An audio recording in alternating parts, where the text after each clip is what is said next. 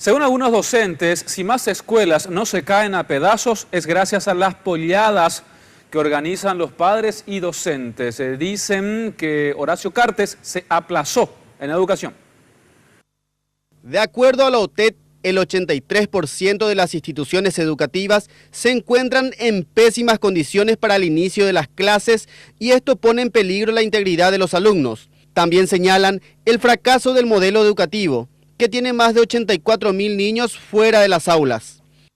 El analfabetismo ha crecido, la deserción en la educación media, 3 de cada 10 alumnos van dejando de estudiar. 35% de esos adolescentes abandonan por trabajo, tienen que trabajar. Entonces a nosotros nos preocupa 84.000 niños que están fuera del sistema educativo y no sé cuántos mañana son los que van a poder asistir. También reclaman la poca inversión destinada en educación y aseguran que el gobierno deja cada vez más la responsabilidad sobre los docentes y padres de familia para financiar la educación. La UNESCO, por ejemplo, recomienda 8% del Producto Interno Bruto que debe invertirse, es lo mínimo en el país, ¿verdad? En Paraguay solamente alcanzamos ahora con todo 4% del Producto Interno Bruto. Una de las promesas de Cartes fue alcanzar en forma, o sea que cada año hasta llegar al 6,4%, cosa que no se ha cumplido. Entonces el Estado cada vez más deja la responsabilidad a los padres y a los maestros que puedan financiar lo que falta en educación y eso no puede ser así. Según datos del propio Ministerio de Educación, para el inicio de las clases solo se podrá llegar al 90% de la distribución de los kits escolares y varias escuelas se verán obligadas a iniciar con retraso las clases a causa de obras inconclusas. ¿Y cómo afecta la mala infraestructura en el aprendizaje de los niños y niñas en nuestro país? Es la pregunta que todos nos hacemos, más aún teniendo en cuenta el pésimo estado en que se encuentran las instituciones educativas públicas en todo el territorio nacional. Es lo que Rodrigo Cuevas le consultó a varios especialistas en educación. Contanos qué dijeron, por favor. Adelante, te escuchamos, Rodrigo.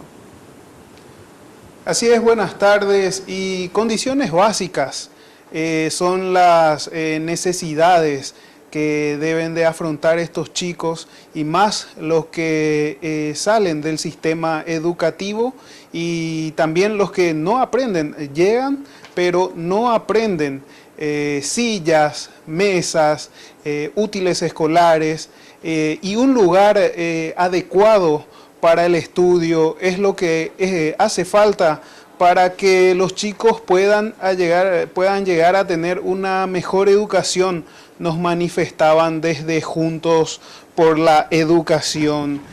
También nos mencionaban que uno de los factores principales es la pobreza extrema, ya que la mayoría de los niños que salen del sistema educativo son de escasos recursos. Esto es lo que mencionaba Óscar Charotti, director ejecutivo de Juntos por la Educación.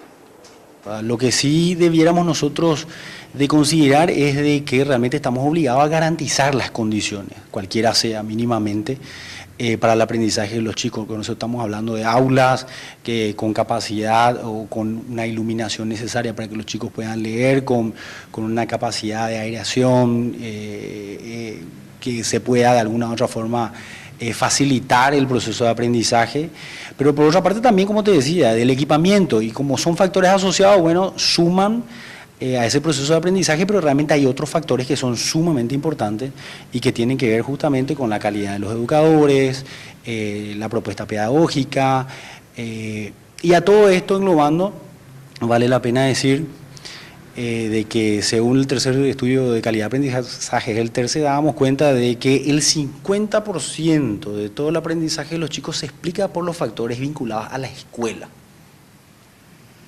La escuela es responsable del 50% de todos esos factores. El 50% está fuera de la escuela. Quiere decir que tiene que ver con todos los factores asociados vinculados a la familia. El clima educativo del chico dentro de la familia, si los padres son o no profesionales. Paraguay es el tercer país que menos invierte en educación según los últimos datos estadísticos que maneja esta fundación. 1 de cada 2 personas en pobreza extrema es menor de 17 años, o sea, chicos que deberían de estar en edad escolar. La problemática, decía él, ¿cómo se soluciona? Hay que enfocarse más, no en dar más dinero, sino en tratar de llegar a una mejor calidad de los materiales que serán entregados a la escuela para que estos chicos puedan culminar sus estudios primordialmente y que también salgan entendiendo lo que estudiaron todo ese año, compañeros.